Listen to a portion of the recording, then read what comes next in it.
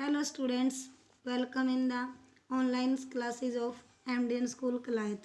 As you know, we are on fourth lesson of history of 10th class. आज हम history का fourth lesson पढ़ेंगे. Lesson का नाम है भूमंडलीकृत विश्व का बनना. आधुनिक युग से पहले मतलब क्या है? पौराणिक समय के टाइम की बात है ये. जब हम वैश्वीकरण की बात करते हैं तो आमतौर पर हम एक ऐसी आर्थिक व्यवस्था की बात करते हैं जो मोटे तौर पर पिछले लगभग 50 सालों में ही हमारे सामने आई है. लेकिन जैसा कि आप इस अध्याय में देखेंगे, भूमंडलीकृत विश्व के बनने की प्रक्रिया, व्यापार का काम की तलाश में एक जगह से दूसरी जगह जाते लोगों का, पूंजी व बहुत सारी चीज़ों की वैश्विक तौर पर आवाजाही का एक लंबा इतिहास रहा है.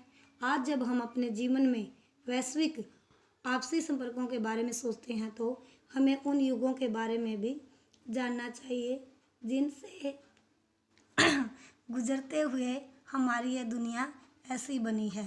इतिहास के हर दौर में मानव समाज एक दूसरे के ज़्यादा नज़दीक आते गए हैं.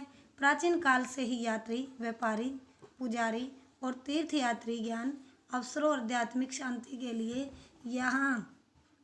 या उत्पीड़न यातनापूर्ण जीवन से बचने के लिए दूर दूर की यात्राओं पर जाते रहे हैं.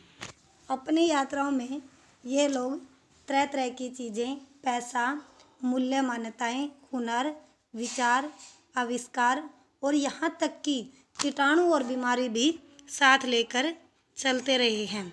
3000 ईसा पूर्व में समुद्री तटों पर होने वाले व्यापार के माध्यम से सिंधु घाटी की सभ्यता उस इलाके से जुड़ी हुई थी जिसे आज हम पश्चिमी एशिया के नाम से जानते हैं. 1000 साल से भी ज़्यादा समय से मालदीव के समुद्र में पाई जाने वाली कौड़ियाँ, जिन्हें पैसे या मुद्रा के रूप में इस्तेमाल किया जाता था, किसको? कौड़ियों को, और चीन और पूर्वी अफ्रीका तक पहुँचती रही. बीमारी फैलाने वाले कीटाणुओं का दूर दूर तक पहुँचने का इतिहास भी 7वीं सदी तक ढूंढा जा सकता है. 13वीं सदी के बाद तो इनके प्रसार को निश्चय ही साफ देखा जा सकता है.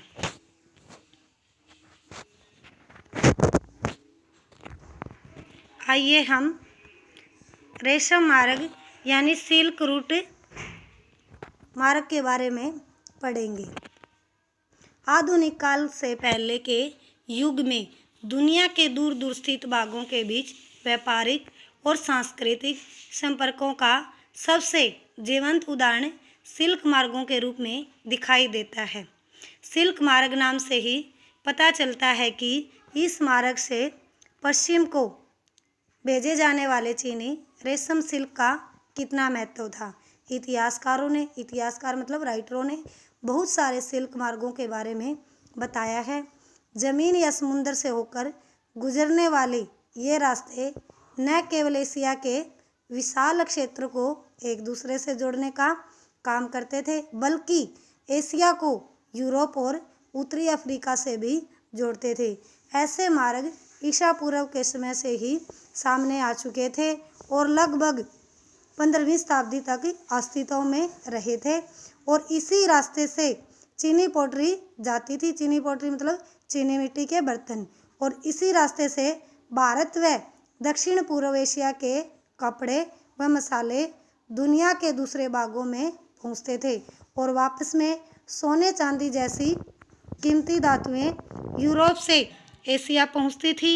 व्यापार और संस्कृति आदान प्रदान दोनों प्रक्रियाएं साथ साथ चलती थी.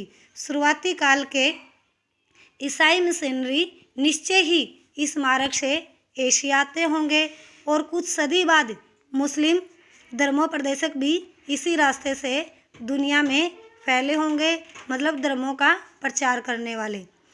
और पूर्वी भारत में उपजा बौद्ध धर्म सिल्क मार्ग की विविध शाखाओं से ही कई दिशाओं में फैल चुका था. आइए अब हम भोजन की यात्रा और स्पेगेटी और आलू के बारे में पढ़ेंगे. स्पेगेटी यानी नूडल्स. हमारे खाद्य पदार्थ दूर देशों के बीच संस्कृति आदान प्रदान के कई उदाहरण पेश करते हैं। जब भी व्यापारी और मुसाफिर किसी नए देश में जाते थे तो आने जाने और वहाँ नई फसलों के बीच बो आते थे बीज को, और संभव है कि दुनिया के विभिन्न भागों में मिलने वाले झटपट से तैयार होने वाले खाद्य पदार्थ के भी साझा स्रोत रहे हैं। आइए स्पेगेटी और नूडल्स का ही उदाहरण लें। माना जाता है कि नूडल्स चीन से पश्चिम में पहुँचे और वहाँ उन्हीं से स्पेगेटी का जन्म हुआ, मतलब क्या है, नूडल्स का। और यह संभव है कि पास्ता अरब यात्रियों के साथ 5वीं सदी में सिसिली पहुंचा, जो अब इटली का ही एक टापू है। इसी तरह के आहार भारत और जापान में भी पाए जाते हैं। इसलिए हो सकता है कि हम कभी यह न जान सके कि उनका जन्म कैसे हुआ होगा। फिर भी इन अनुमानों के आधार पर इतना जरूर कहा जा सकता है कि आधुनिक काल से पहले भी दूर देशों के बीच संस्कृतियों का, वस्तुओं का लेन देन चल रहा होगा। आलू, सोया, मूंगफली, मक्का, टमाटर, मिर्च, शकरकंद, अब ऐसे ही बहुत सारे दूसरे खाद्य पदार्थ लगभग 500 साल पहले हमारे पूर्वजों के पास नहीं थे, और ये खाद्य पदार्थ यूरोप और एशिया में तब पहुँचे जब क्रिस्टोफर और कोलंबस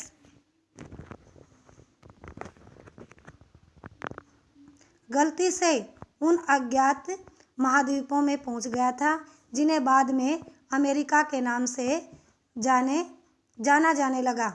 यहाँ अमेरिका का मतलब उत्तरी अमेरिका, दक्षिण अमेरिका और कैरिबियन द्वीप समूह से था। दरअसल हमारे बहुत सारे खाद्य पदार्थ अमेरिका के मूल निवासियों, जो अमेरिका के रहने वाले थे, यानी अमेरिकन इंडियनों से हमारे पास आए, और कई बार नई फसलों के आने से जीवन में ज़मीन आसमान का फर्क आ जाता था। साधारण से आलू का इस्तेमाल शुरू करने पर यूरोप के गरीबों की ज़िंदगी आमूल रूप से बदल गई थी। किसके कारण? आलू के कारण। और उनका भोजन बेहतर, मतलब अच्छा हो गया था, और उनकी औसत उम्र बढ़ने लगी थी।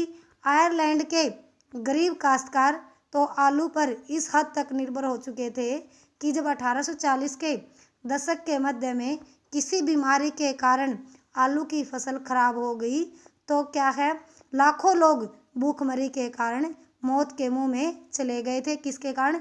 आलू की फसल खराब होने के कारण। आइए अब हम बीमारी और व्यापार के बारे में पढ़ते हैं। 16वीं सदी में जब यूरोपीय जहाजियों ने एशिया तक का समुद्री रास्ता ढूंढ लिया और वे पश्चिमी सागर को पार करते हुए अमेरिका तक जा पहुँचे तो पूर्व आधुनिक विश्व बहुत छोटा सा दिखाई देने लगा। इससे पहले कई सदियों से हिंद महासागर के पानी में फलता फूलता यह व्यापार, तरह तरह के सामान, लोग, ज्ञान और परंपराएं एक जगह से दूसरी जगह आ जा रही थी, और भारतीय उपमहाद्वीप इन प्रवाहों के रास्ते में एक अहम बिंदु था, एक महत्वपूर्ण भारत बिंदु था, और पूरे नेटवर्क में इस इलाके का भारी महत्व था। यूरोपियों के दाखिले से यह आवाजाही और बढ़ने लगी, और इन प्रवाहों की दिशा किसकी तरफ? यूरोप की तरफ मुड़ने लगी। अपनी खोज से पहले लाखों साल से अमेरिका का दुनिया से कोई संपर्क नहीं था, लेकिन 16वीं सदी में उसकी विशाल भूमि और बेहिसाब फसलें व खनिज पदार्थ हर दिशा में जीवन का रूप रंग बदलने लगे। आज के पेरू और मेक्सिको में मौजूद खानों से निकलने वाली कीमती धातुओं, खास तौर से चांदी ने भी यूरोप की संपदा को बढ़ाया और पश्चिम एशिया के साथ होने वाले उसके व्यापार को गति प्रदान की। मतलब क्या है? व्यापार को बढ़ावा दिया। 17वीं सदी के आते आते पूरे यूरोप में दक्षिण अमेरिका की धन संपदा के बारे में तरह तरह के किस्से बनने लगे थे। इन्हीं किंवदंतियों की बदौलत वहाँ के लोग एल डोराडो को सोने का शहर मानने लगे थे। किसको? एल डोराडो को।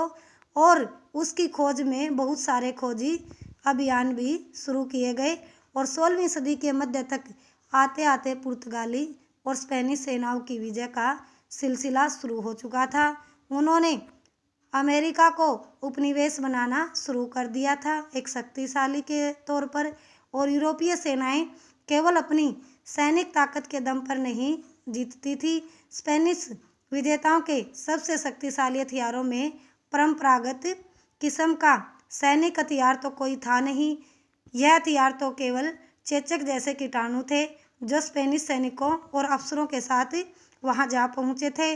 लाखों साल से दुनिया से अलग थलग रहने के कारण अमेरिका के लोगों के शरीर में यूरोप से आने वाले इन बीमारियों से बचने की रोग प्रतिरोध की अक्षमता नहीं थी, क्योंकि ये चेचक की बीमारी में अमेरिका भी चपेट में आ चुका था।